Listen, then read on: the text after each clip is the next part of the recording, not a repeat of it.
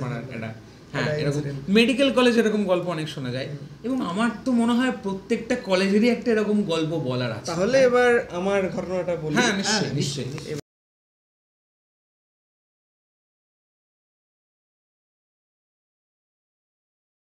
এবার সেটা হচ্ছে আমাদের হোস্টেলের গল্প।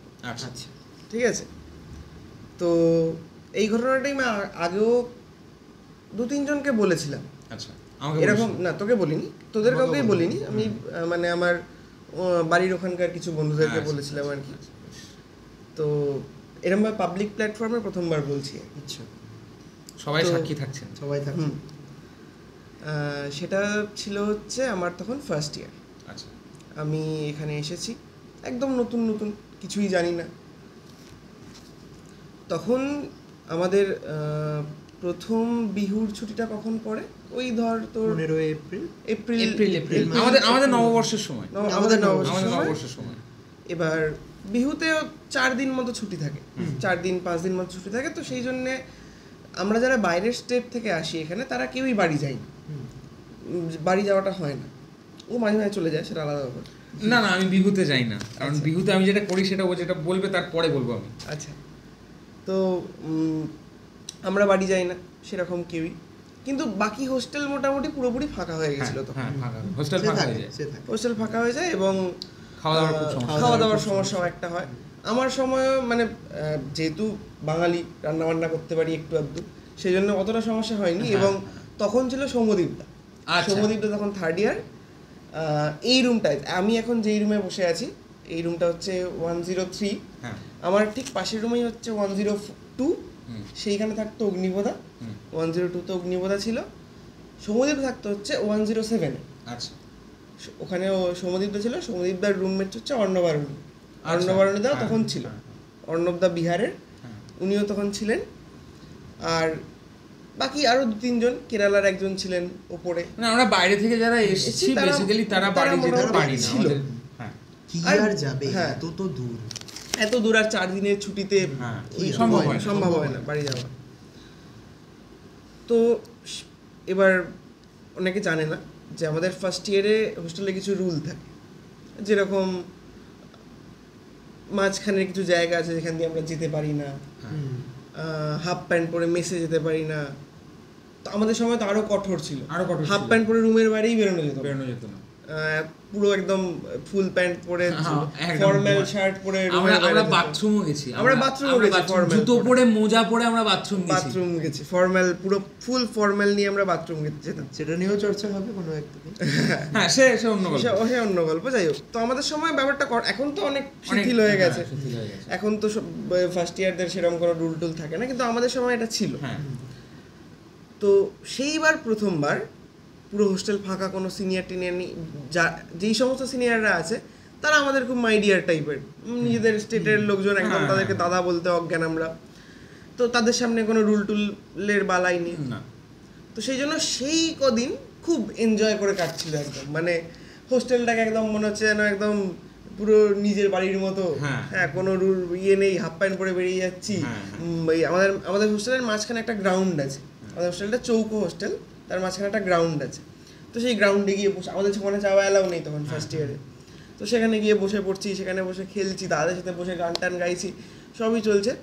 মুশকিলটা হচ্ছে যে আমার ফ্লোরটা তখন ছিল হচ্ছে গ্রাউন্ড ফ্লোর, আর গ্রাউন্ড ফ্লোরে কেউ নেই। যে 2-3 জন আছে, হাতে গোনা 5-6 জন যারা আছে, তাদের মধ্যে কয়েকজন একদম টপ ফ্লোরে, আর কয়েকজন এই মিডিল ফ্লোরে 2-3 জন, টপ ফ্লোরে আরও ওরকম 2-3 জন। গ্রাউন্ড ফ্লোরটা পুরো ফাঁকা, আমি একা। এবার আমি তখন থাকতাম হচ্ছে একদম ওই দিকের কর্নারের একটা রুম, 030 বলে একটা রুম আছে, একদম কর্নারের রুম, সেই রুমটায় আমি থাকতাম। তো এবার একদিন এরকম রাত্রিবেলা, এই যে এখন যেমন কারেন্ট চলে গেছে, আমাদের এখানে মাঝে মাঝেই কারেন্ট যায়। তো সেরকম একদিন রাত্রিবেলা এরকম 9টা 9:30 বাজে কারেন্ট চলে গেছে। আমাদের খাওয়া দাওয়া হয়ে গেছে যথারীতি, খাওয়া দাওয়া হয়ে রুমে এসে ফোন নিয়ে একটু ঘাঁটাঘাঁটি করছিলাম, তখন কারেন্ট চলে গেছে। এবার এপ্রিল মাস, ভালো গরম, কারেন্ট চলে গেছে। এবার মানে গরম লাগছে খুব, জানলা টানলা সব খুলে দিয়েছি। তার মধ্যে কী হয়েছে, জানলা যখন খুলে দিয়েছি এক গাদা মশা ঢুকে গেছে। এবার মশা কামড়াচ্ছে খুব, অল আউট জ্বালাতে পারছি না, পাখা চালাতে পারছি না, মশা তো খেয়ে নিচ্ছে, মশা টশা কামড়াচ্ছে খুব। তো আমি তখন সৌম্যদীপদাকে ফোন করলাম, করে বললাম যে সৌম্যদীপদা কিছু মশা মারার ধূপ টুপ আছে, খুব মশা কামড়াচ্ছে, মশা ঢুকে গেছে। সৌম্যদীপদা বললো যে মশা মারার ধূপ তো নেই, কিন্তু ওই ডিম কিনেছিলাম যে ডিমের পেড়িটা আছে, ওরা কাজ কর, জানালা বন্ধ করে দিয়ে ওটা জ্বালিয়ে দে, মশা চলে যাবে। বললাম ঠিক আছে, দিয়ে এলাম, সৌম্যদীপদার থেকে নিয়ে গেলাম রুমে গিয়ে জানলা বন্ধ করে ওটা জ্বালিয়ে শুয়ে পড়েছি। তখন কটা বাজে, 10টা 10:30 এরকম বাজে, শুয়ে পড়েছি। হঠাৎ করে আমার ঘুম ভেঙেছে, তখন এইরকমই সময় 2:30 3টে এরকম একটা সময় ঘুম ভেঙেছে। ঘুমে দেখছি কারেন্ট এসে গেছে, কারেন্ট এসে রুমের আলো চলছে, পাখা চলছে, আর ঘরটা পুরো ধোঁয়ায় ভরে গেছে। ঠিক আছে, জানলা বন্ধ, দরজা বন্ধ, ধোঁয়া বেরোতে পারছে না, পুরো ধোঁয়া, আমার পুরো সাফোকেশন হচ্ছে। তো এবার ধোঁয়ায় ভরে গেছে, আমি সঙ্গে সঙ্গে উঠে একদম শ্বাস নিতে পারছি না, দরজাটা খুলে জানলাটা খুলে, পাখাটা তো চলছিল, আমি বেরিয়ে গেছি রুম থেকে, যে ধোঁয়াটা বেরিয়ে যাক তারপরে আবার ঢুকবো। তো এবার যখন বেরিয়েছি তখন হোস্টেলটাকে বেশ ম্যাজেস্টিক একটা ব্যাপার লাগছে, খুবই পুরো অন্ধকার শান্ত। এমনি সময় কি হয় হোস্টেলে, যখন এখন যেমন সবাই আছে, তো এখন এই যে 3টে বাজে, এখনও কেউ না কেউ ঘুরে বেড়াচ্ছে, কেউ না কেউ জেগে আছে, কোথাও না কোথাও জটলা করে আলোচনা চলছে, কেউ না কেউ কোথাও গান বাজাচ্ছে, গান গাইছে, এটা হতে থাকে। মানে একদম শান্ত হোস্টেল, সেটা দেখা যায় ওই সময়টাতেই শুধু পাওয়া যায়, ওই সময়টা শুধু পাওয়া যায়। তো সেরকম ওরকম মানে রাত 2:30 তখন বাজে, আমি তখন বেরিয়ে সুন্দর ওই আমাদের যে মাঠের মাঝখানটা আছে, হোস্টেলের মাঝখানে যে গ্রাউন্ডটা আছে, তার মাঝখানে একটা চেয়ার রাখা থাকতো, তখন সেই চেয়ারে বসেছি, বসে দেখছি খুব সুন্দর লাগছে ব্যাপারটা। আবার একটু তো কবি মন আছেই, তো একটা বেশ রোম্যান্টিকতার সঞ্চয় হচ্ছে মনের মধ্যে, একটা সুন্দর অন্ধকার নিঝুম পরিবেশ, বেশ ভালো লাগছে। তখন গরমটাও অতটা নেই, রাত একদম মাঝরাত, তো হালকা হালকা একটা ঠান্ডা পড়েছে। তো সেই সময় এরকম বসে আছি ভালো হয়েছে। এবার হঠাৎ করে টয়লেট পেয়েছি, তো গিয়েছি, একদম ওটা সোজাসুজি একটা বাথরুম আছে আমাদের, যেটাকে ওয়াটার ব্লক বলা হয় আর কি। তো ওয়াটার ব্লকটা কেন ওয়াটার ব্লক বলা হয়, কারণ কোথাও যদি জল না থাকে তাহলে ওই বাথরুমে জল থাকে, তো সেই জন্য ওটার নাম ওয়াটার ব্লক। তো সেই ওই বাথরুমেই আমি গেছি টয়লেট করতে। আমাদের বাথরুমের সেটিংগুলো তো জানো, এরকম দুদিকে থাকে, টয়লেট করার জায়গা থাকে, তার এদিক ওদিকে, একদিকে ল্যাট্রিন, একদিকে স্নান করার জায়গাটা, বাথরুমটা। তো এবার আমি, আর ওই দিকের যে বাথরুমের কনফিগারেশনগুলো, সেইখানে টয়লেট করার জায়গার সামনে একদম সোজাসুজি এগিয়ে গিয়ে আরও 3টে স্নান করার জায়গা আছে, বাথরুম আছে। আচ্ছা, ঠিক আছে, একদম সোজাসুজি, মানে যদি তুমি টয়লেট করতে দাঁড়াও, তাহলে এইদিকে ডান দিকে ঘুরলেই তুমি ওই বাথরুমগুলো দরজাগুলো দেখতে পাবে, পরপর 3টে দরজা আছে। তো আমি টয়লেট করতে করতে হঠাৎ করে তাকিয়ে দেখলাম যে একটা বাথরুমের দরজা বন্ধ, বাকি দুটো খোলা। দরজা যেটার বন্ধ সেটার ভেতর থেকে জলের আওয়াজ আসছে, ঠিক আছে।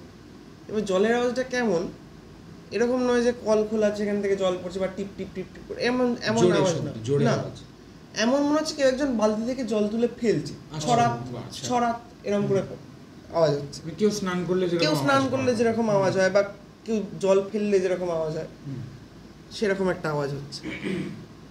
তো আমি না তখনও ভাবিনি, মানে তখনও অলৌকিক কিছু, ভৌতিক কিছু সব মাথায় আসেনি। আমি ভেবেছি কোনো একজন দাদাই আছে, কেউ আছে ভেতরে, করে অনেকেই আমাদের এখানে 2:30 3টের সময় রাত্রিবেলা স্নান করার ঘটনা অনেকই আছে, আমরা নিজেরাও মাঝে মাঝে করি। গরম তো পড়ে, এপ্রিল মাসের গরমে চান করা যেতেই পারে। আমি ভেবেছি সেরকমই কেউ একজন হয়তো ভেতরে স্নান করছে, আমি আর কি ওটা নিয়ে কিছু ভাবিনি। আমি টয়লেট করেছি, হাত ধুয়েছি, পেছন ঘুরে ফিরছি। এবার দেখবি ফেরার যে জায়গাটা, যেই করিডোরটা দিয়ে ফিরতে হয় আর কি, তার দেখবি দুদিকটা ওই খাঁচা করা আছে গ্রিলের, দুদিকে জঙ্গল, ওই জায়গাটা দিক গেলেই আমার গাটা শিউরে ওঠে এমনিতেই, মানে কিছু নেই তখন যদি মাঝরাতে ওই জায়গাটা দিয়ে যাস, দুদিকে জঙ্গল, অন্ধকার, একটা অদ্ভুত লাগবে। যাই হোক, তো সেইখানটাতে যখন আছি তখন জলের আওয়াজটা হট করে থেমে গেল, ততক্ষণ অবধি হচ্ছিল, কিন্তু যতক্ষণ অবধি আমি ওখানে দাঁড়িয়েছিলাম ততক্ষণ অবধি হচ্ছিল। যখন আমি ফিরছি তখন থেমে গেল। আমি ভেবেছি বোধহয় ঠিক আছে, স্নান করা হয়ে গেছে, এবার দরজা খুলে দাদা বেরোবে। আমি পেছন ঘুরে তাকিয়েছি, তাকিয়ে দেখলাম দরজাটা খোলা। যেই দরজাটা বন্ধ ছিল সেই দরজাটা খোলা, কিন্তু আশেপাশে কোনো মানুষের নামগন্ধ নেই, কেউ নেই। ঠিক সেই মুহূর্তে আমার কি মনে হলো আমি জানি না, পুরো ব্ল্যাঙ্ক হয়ে গেলাম আমি। মানে আমার মনে হলো যে এমন কিছু একটা হচ্ছে এখন এই মুহূর্তে দাঁড়িয়ে, যেটা এক্সপ্লেন করা যাবে না। খুব ঠিক। তো আমি তখন ওখান থেকে দৌড় লাগালাম, সোজা দৌড়ে সিঁড়ি দিয়ে উঠে আমি সমীপদার রুমে এসে দরজায় দাম দাম করে ধাক্কা মারতে শুরু করেছি। সমীপদার দরজা খুলেছে, দরজা খুলে বাইরে বেরিয়ে এসছে। কী হয়েছে এত রাতে এখন? আমি বলছি দাদা আমি কিছু বলতে পারছি না, আমি তোমার রুমে থাকবো বাকি রাতটা। বলছে কেন রে, ভয় পেলি নাকি কিছুতে? বলছি এখন আমি কিছু বলতে পারবো না, আমাকে কিছু থাকতে দাও। বলছি ঠিক আছে আয়। বলে তখন সমীপদার রুমে আমি গেলাম, দিয়ে বাকি রাতটা সমীপদার পাশেই শুয়েছিলাম। ঘুমাতে পারিনি, ঘুম আসেনি আমার, বারবার ওই ঘটনাটাই মনে পড়ছিল। তো তারপরের দিন সকালে যথারীতি বললাম সব ঘটনা সমীপদাকে খুলে, যে কী কী হয়েছিল রাত্রিবেলা। সমীপদা বলল যে দেখ এরকম কিছু ঘটনা এরকম কিছু গল্প আমরাও শুনে এসেছি আগে থেকে, যেই হোস্টেলে ওয়াটার ব্লকের বাথরুমে বা আরও কিছু কিছু পার্টিকুলার রুমে কিছু কিছু ঘটনা হয়েছিল, তার কিছু কিছু সাক্ষী এখনও কেউ কেউ পায়, সাক্ষ্য প্রমাণ পায় সেই জিনিসের। আমি কোনোদিন দেখিনি, মানে সৌমদীপটা কোনোদিন দেখেনি। তো যেটা হয়েছে সেটা কি সেটা তো বলা যাচ্ছে না এখন, আনএক্সপ্লেনেবল। আমি নিজেও তারপরে বহুবার, আমি তারপরে আরও 1 বছর পুরো সেকেন্ড ইয়ারটা আমি ওখানে কাটিয়েছিলাম। আমার রুম নাম্বার ছিল তখন 029। তখন বহুবার রাত্রিবেলা 2-2:30টার সময় গেছি ওয়াটার ব্লকের বাথরুমে, কিছু দেখতে পাইনি, কিছু হয়নি আমার সাথে। তখন হয়েছিল, তখন ওই ব্যাপারটা ফিল করেছিলাম আমি। তারপর থেকে তো যেরকম নর্মাল, এখনও আমার যখন ঘটনাটা মনে পড়ে আমি তখন নিজের মনে কিছু একটা যুক্তি সাজাই, যে হয়তো হাওয়াতে খুলেছিল দরজাটা, জলের শব্দটা ভুল শুনেছিলাম, রিজন খোঁজার চেষ্টা করি। মানে আমি এখনো বিশ্বাস করি না যে ওরকম কিছু একটা আমার সাথে হয়েছিল, স্বাভাবিক। কিন্তু ঘটনাটা এরকমভাবে সেদিন আমার কাছে প্রেজেন্ট করা হয়েছিল, যেভাবেই ব্যাপারটা এরকম হয়েছে। তখন এই ঘটনাটাই তুই বললি, তাহলে আমিও বলি। আসামে আসার পরে এই ঘটনাটা আমাকে, এরা ছিল 26শে জুন 2024-এর কথা, এই বছরেরই কথা, এই গত মাসেরই কথা। কি বলতো, তুই তো জানিস আমি এমএসসিতে রয়েছি, তোমরা সবাইও জানো যে আমি এমএসসিতে এখন বলেছিল। তো আমাদের ল্যাবের অনেকটা কাজ থাকে, ঠিক আছে? তো সেই ল্যাবের কাজের মধ্যেই মানে চাবি নিয়েছিলাম আর কি। এই রাতের মানে কাজ থাকবে, কেননা দিনের বেলা তো সবাই মানে থাকে, এবার সব কাজটা ঠিক হয়ে ওঠে না, কেননা ইকুইপমেন্ট তো একই, এবার সবাই যদি মানে লেগে পড়ে থাকে তাহলে কী করেই বা কাজটা হবে। তো রাত্রির বেলায় মানে সেই ধরে নাও 7টা-8টা হচ্ছে হবে, ঠিক আছে? আর এখানে যেমন শ্রমিক বলল যে সবাই কিন্তু না খুব চট করে মানে খেয়ে নেয়, ঘুমিয়ে পড়ে, মানে খুব চট করে সব কিছু মানে সবাই এখানে করার চেষ্টাটা করে। তো 7টা-8টার মধ্যে মানে বলতে গেলে গোটা ক্যাম্পাসটাই মানে একদম শান্ত হয়ে যায়, পূর্ণভাবে একদম শান্ত হয়ে যায়। শুধু হস্টেলগুলোর মধ্যেই যা মানে একটু একটু প্রোটোকলটা থাকে। এবার আমি ফিরছি মানে ল্যাব থেকে, আমাদের ল্যাবটা মানে খুব একটা দূরে নয়, কিন্তু মানে একটু মানে রাস্তাটা যেটা তোমাদেরকে একটুখানি জায়গার মানে ডেসক্রিপশনটা দিয়ে দিই। আমাদের এখানে একটা জায়গা রয়েছে যেটাকে আমরা বলি ভেন্ডিং, ঠিক আছে? মানে ভেন্ডিয়াম বেসিক্যালি একটা এমন জায়গা যেখানে মানে একটা ক্যাফে টাইপের মতন খুলেছে ছোট, আর পাশে মানে দুটো মানে পুকুরের ইয়ে রয়েছে, আর ওই রাস্তাটা বেসিক্যালি মানে বন্ধ করে দেওয়া রাত্রিবেলা। এবার সিন্স ওই রাস্তাটা বন্ধ থাকে তাই জন্য আমার ল্যাবের জন্য ওই রাস্তাটা খুবই ছোট। এবার আমার ওটাই সুবিধে হয় যে একটা পাশের যে রাস্তাটা, যেটা মানে গার্লস হোস্টেলের থেকে না বলে কিন্তু মানে দুটো, একটা ASD ফার্ম আর একটা মানে গার্লস হোস্টেল নাম্বার 3, তার পাশ দিয়ে মানে রাস্তাটা যায়। এবার এই যে রাস্তাটা সেটা কিন্তু মানে ওই পুকুরের খুবই কাছে, খুবই কাছে বলতে গেলে। এবার 7টা-8টা হচ্ছে, ঠিক আছে, আমারও এ হচ্ছে যে মানে চাবিটা ফেরত দিতে হবে, মানে ডিপার্টমেন্টের চাবি তো নিয়ে তো নিজের কাছে রাখতে পারবো না। আসছি, এসে মানে চাবিটা দিলাম, সিনিয়র স্টেট অফিস বলে এখানে রয়েছে, সেখানে চাবিটা দিলাম, ভালো কথা। দিয়ে ওখান থেকে মানে আর কি সেই রাস্তাটা ধরে আমি ফিরছি। এবার যেই মানে ওই ক্যাফে, ঠিক আছে, তখন ইউজুয়ালি কী হয় যে ওই ক্যাফের প্রত্যেকটা লাইটই কিন্তু জ্বলন্ত অবস্থাতে থাকে। যারা যখন যায় বন্ধ করে গেটটা লাগায়, নিজের চেয়ারগুলোকে ভেতরে করে, কিন্তু লাইটগুলো জ্বালানো থাকে, তাই তো? বাইরের লাইটগুলো ঠিক আছে। এবার সেদিন কি হয়েছিল আমি জানি না ঠিক, কিন্তু লাইটটা ঠিক মানে জ্বলন্ত অবস্থাতে ছিল না, আর খুব বেশি একটা যেটা মানে মার্কেটে ছিল সেটা ফ্লিকার করছিল আর কি। ঠিক আছে, হবে হয়তো কিছু একটা প্রবলেম হতেই পারে, ইলেকট্রিক্যাল ইকুইপমেন্ট, ঠিক আছে, অত কিছু আমি ভাবলাম না সেটাকে দেখে। আমি নিজের মনের মধ্যে গান চালিয়ে মানে যাচ্ছি। এবার যাবার পথে তোমাদেরকে আমি বাকি রাস্তাটার মানে ডেসক্রিপশনটা দিই। সেটা হলো যে ঠিক বেরোবার পথে মানে ভেন্ডিয়ামের রাস্তাটা বেরিয়ে আর কি, ঠিক আমাদের বাঁ দিকে তোমার গার্লস হোস্টেলটা রয়েছে, আর ডান দিকে ASD ফার্মটা রয়েছে, তাই তো? তার সোজা গিয়ে মানে রাস্তাটা রয়েছে, যেটা গিয়ে মানে পরে আমাদের হোস্টেলের দিকে মানে বয়েজ হোস্টেলের দিকে আর কি মানে মিলে, ঠিক আছে। এবার এই রাস্তাটার মধ্যে কখনো লাইটটা জ্বলে, কখনো বা জ্বলে না। তখন সেই দিন জানি না কি হয়েছিল, গোটা জায়গাটা মানে ধু করছে, অন্ধকারে ভরা, নিশি একদম মানে স্তব্ধ হয়ে, সব কিছু মনে হচ্ছে সেই সময়ের জন্য সব কিছু থেমে গেছে, সময়টাও যেন মনে হয় থেমে গেছে। এবার আমি আসছি, এবার আস্তে আস্তে মানে আমি ফিল করছি যে একটু মানে একটা কেমন আষ্টে গন্ধ, ঠিক আছে, ঠিক কেমন গন্ধ আমি বলতে পারছি না, বাট একটা আষ্টে মানে একটা পচা পচা মাছও বলবো না, পচা মানে আমি কিছু ঠিক ডিসক্রাইব করতে পারবো না সেটাকে, কিন্তু একটা পচা গন্ধ, ঠিক আছে, পেলাম। আর সেই মানে রাস্তাটার মধ্যে পড়ে ফিশারিজটা, পড়ে তো ফিশারিজের ডিপার্টমেন্টটা।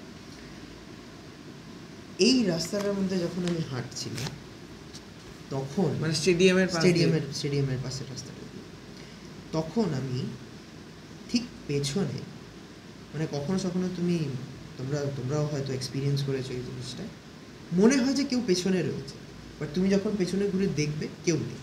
এটা হয়, তোরও হয়েছে হবে, কখনো কখনো তো আমার এখন অবধি হয়নি। আমি এটা আমার সাথে, আচ্ছা জিনিসটা আমার সাথেও হয়নি। ঠিক আছে, আমার সাথে সেই দিন মানে এই ঘটনাটা মানে হচ্ছিল, মানে আমি ফিল করতে পারছিলাম যে কেউ হয়তো আমার দিকে তাকাচ্ছে, কেউ হয়তো মানে একটা নজর দিয়ে রেখেছে, ঠিক আছে, সেই একটা মানে ফিলিংটা হচ্ছে যে কেউ দেখছে, কেউ একটা মানে ইয়ে হচ্ছে, সেই একটা ফিলিং ছিল। আর হালকা করে বৃষ্টিটা মানে নামছে, ঠিক আছে, সো টাপুর টুপুরের ওই আওয়াজ, ঠিক আছে, শুধু ওরই একটা আওয়াজ, আর মাঝে মাঝে বাদুড়ের সেই মানে চিৎকার। এখনো বৃষ্টি পড়ছে, তো এই রাস্তার মধ্যে যা গরম ছিল দুদিন, হ্যাঁ সেইটাই, সে তো ঠিক। তো এবার এই রাস্তার মধ্যে আমি হাঁটছি, পুরো অন্ধকার, কিন্তু একটা মানে কি বলবো আনএক্সপ্লেনেবল, যেটা তোমার মানে ওই ফিলিংটা। তা আমিও নিজেকে মনে বলছি যে কী আর আছে, হাঁটছি হবে, অন্ধকার রয়েছে, মনের মধ্যে অনেক কিছুই ভীতি থাকে, সের মধ্যেই কোনো একটা রয়েছে, এটা অত কিছু আমি এর উপরে মানে ভাবলাম। কিন্তু যেতে মধ্যে মানে আমি অলমোস্ট 50% মানে রাস্তার মধ্যে পৌঁছেছি। আমি কিন্তু ঠিক যেই ছায়াটাকে দেখেছিলাম আমার দাদুর ইয়ের সাথে, ঠিক তেমনই কিন্তু একটা বিকটভাবে মানে একটা বিকৃত মানে একটা আভা আমি তার মানে দেখছি, খুবই লম্বা সেই একটা ছায়া। কোন জায়গাটায়? সেই মানে ফিশারিজের ঠিক সামনে। আচ্ছা, ঠিক আছে, মানে যে স্টেডিয়াম গেটটা, যেমন থেকে শুরু হ্যাঁ, হচ্ছে, মানে যে টার্নিংটা থাকে তো টার্নিং এর ঠিক সামনে মানে আর কি একটা ছোট্ট ওই তোর মানে লাইট বল্ব, ঠিক আছে, এলইডি না, সেই পুরনো লাইট বাল্ব যেটা জ্বলে আর কি। তো সেটা জ্বলছে ফিশারির ওই গেটের উপর, ওই গেটের ওপরে যেটা, ঠিক আছে। তো সেটা ছিল, বাট সেটা মাঝে মাঝে মানে আর কি ফ্লিক করছিল।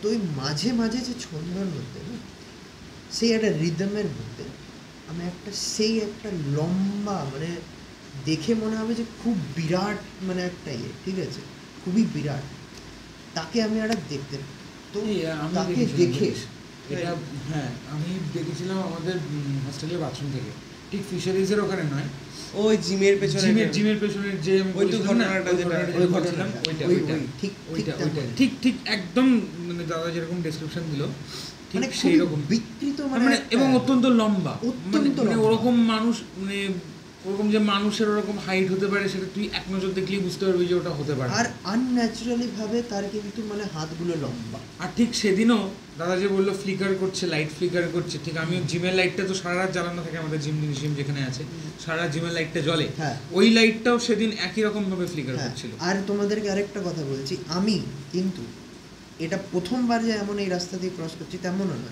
আমি এর আগেও ল্যাবের অনেকবার চাবি নিয়েছি, এই রাস্তা দিয়ে আমি অনেকবার হেঁটেছি, এটা আমার জন্য কোনো প্রথম মানে কোনো একটা ঘটনা না। এই লাইটটা ইউজুয়ালি কোনো দিন ফ্লিকার করে, অ্যাটলিস্ট ভেন্ডিয়ামের লাইট তো জীবনে কোনো দিন না আজ পর্যন্ত তুমি দেখি লাগানোই হয়েছে নতুন, লাগানোই নতুন একদমই নতুন, নতুন, একদমই নতুন, প্রতিষ্ঠানটাই নতুন একদম। কিন্তু সেদিন কেন আমি জানি না ফ্লিকারও করছিল, সেই একটা আষ্টে গন্ধও ছিল, আর তার সাথে সেই একটা মানে বিকৃত আভা, একজন মানে লম্বা, খুবই লম্বা, মানে ইনহিউম্যান একটা মানে জিনিস, তার কিন্তু কোনো চেহারা নেই, তার কিন্তু কোনো আওয়াজ নেই, কিন্তু তার প্রেজেন্স, আমি রিলেট করতে পারছি তোমার সাথে, তার সেই প্রেজেন্সটা আমাকে না কিছুক্ষণের জন্য, আমি আরেকটা জিনিস বলছি যেটা মানে তোমাদেরকে একটু মানে ট্র্যাকের থেকে মানে দূরে নিয়ে যাবে। আচ্ছা, আমাদের সময় কিন্তু একেবারে শেষের দিকে, হ্যাঁ, মানে এই কাহিনীটাই হয়ে মানে আমরা এখানে চলতে পারি। এই যে জিনিসটাকে যেটা আমি দেখলাম 26শে জুন, এই জন্যে আমার মানে তারিখটা মনে আছে, টাইমটা মনে আছে, যে মানে এতটা মানে ইনফ্লুয়েন্স করেছিল। যখন আমি নিজের দাদুর ইয়ের মধ্যে দেখেছিলাম, সেটা কিন্তু অমিনাস ছিল বাট ম্যালেভেলেন্ট ছিল জিনিসটা। এই জিনিসটা অত্যন্ত ম্যালেভেলেন্ট একটা জিনিস, অত্যন্ত বিকট, মানে একটা ভয়ের ইয়েটা না খুব বেশিভাবে মানে আমি ফিল করতে পারছি যে এরপরে যদি আমি আরেকটা স্টেপ নিই তাহলে হয়তো বা আমি এখান থেকে আর বেঁচে ফিরতে পারি। তো আমি যেখানে ছিলাম সেখানে স্থায়ী হয়ে আধ ঘন্টার জন্য আমি সেখানেই বসে রয়ে গেলাম, যে যতক্ষণ না এই জিনিসটা ঠিক হচ্ছে ততক্ষণ আমি আগে এক পাও বাড়াতে পারবো না, তার অতটা আমার সাহস নেই। আমি জাস্ট সেখানে স্থায়ীভাবে দাঁড়িয়ে নিই, আমি কিন্তু নজর সরাইনি তাকে, আমি কন্টিনিউয়াসলি তাকে কিন্তু দেখে গেছি। তো ভূত নিয়ে আলোচনা তো একদিনে শেষ হওয়ার নয়, এবং এটা চলতেই থাকবে। দাদা যেটা বললো, যে গল্পটা বললো, আমাদের আরও এরকম অনেক গল্প আছে, সেরকম শেয়ার করার মতো অনেক অভিজ্ঞতাও আমাদের এই বছরে হয়েছে। তো এই আড্ডা চলতে থাকবে ভূত নিয়ে গল্প, কারণ কারেন্টটা আমাদের এখানে মাঝে মাঝেই চলে যায়, কারেন্ট চলে যাবে তখন ভূতের গল্প হবে, আর বাকি সব গল্প তো থাকছেই। হ্যাঁ, তো এখানে আবার আমরা একটু নির্লজ্জ হয়ে বলতে চাইছি যে বাস স্ট্যান্ডের নোকের উপরে কিন্তু আপনারা একটু নজর রাখবেন। হ্যাঁ, অবশ্যই বাস স্ট্যান্ডের নোক আসছে। এবং না, আমি একটা কথা বলতে পারি, মানে দায়িত্ব নিয়ে বলতে পারি, সেটা হচ্ছে যে আপনাদের যদি ভূতের গল্প ভালো লেগে থাকে, আমাদের এই মানে ছোট্ট একটা নিজের একটা, এবং নিজেরাও যদি ভূতের গল্প পড়ে থাকেন হ্যাঁ, বা সিনেমা যদি দেখে থাকেন, হ্যাঁ, তাহলে আমার বিশ্বাস লেখক হিসেবে বাচ্চাদের নোখ আপনাদের সবার খুব ভালো লাগবে। এই বিশ্বাসটা আমি রাখি বাংলার মানুষের ওপর, যারা পড়তে ভালোবাসে তাদের ওপর। এবং বৃষ্টি পড়ছে এবং আমাদের সময় একদম শেষের দিকে। তুই কিছু বলবি? এটাই বলবো যে লাইক, শেয়ার এন্ড সাবস্ক্রাইব। আপাতত আর কিছু বলার নেই, তার কারণ হচ্ছে মানে এতগুলো ঘটনা শুনে এখন ঠিক সাজিয়ে কথা বলার মতো অবস্থায় আমরা কেউই নেই। তো লাইক, শেয়ার এন্ড সাবস্ক্রাইব। আজকের মতো এখানেই শেষ। পরের দিন আসবো আবার নতুন কোনো গল্প নিয়ে, নতুন কোনো আলোচনা নিয়ে, নতুন কোনো আড্ডা নিয়ে। আর সাথে খুব শিগগিরই একটা সুন্দর জিনিস আসছে। আগের দিন আমরা বললাম যে এই মন যে গানটা, সেই গানটা আসছে এবং তার আগেই খুব সম্ভবত এই ভিডিওটার পরেই একটু পরে একটা প্রোমো আসতে চলেছে। তো সেটার জন্য ভালোবাসা দেবেন, চ্যানেলে নজর রাখতে হবে আমাদের বুড়ো সাধু ইউটিউব চ্যানেলে। হ্যাঁ, আপনারা একটু ভালোবাসা দিন, যাতে কি আমরাও একটু আরো ভালো আপনাদের সামনে মানে আরো প্রস্তুতিটা রাখতে পারি নিজের এই গল্পর মানে ইয়ের উপরে। আর অনেক কিছু বলার রয়েছে আপনাদেরকে, বলবো না, আমরা বলতে থাকবো, আমাদের দর্শকরাও শুনতে থাকবে, কারণ সেইভাবেই তো আসলে আমাদের কি বলবো বন্ধনটা তৈরি হয়। ঠিক আছে, তাহলে আজকে এখানেই শেষ। আবার একটা শুরু, পরেরটার জন্য শুরু। টাটা।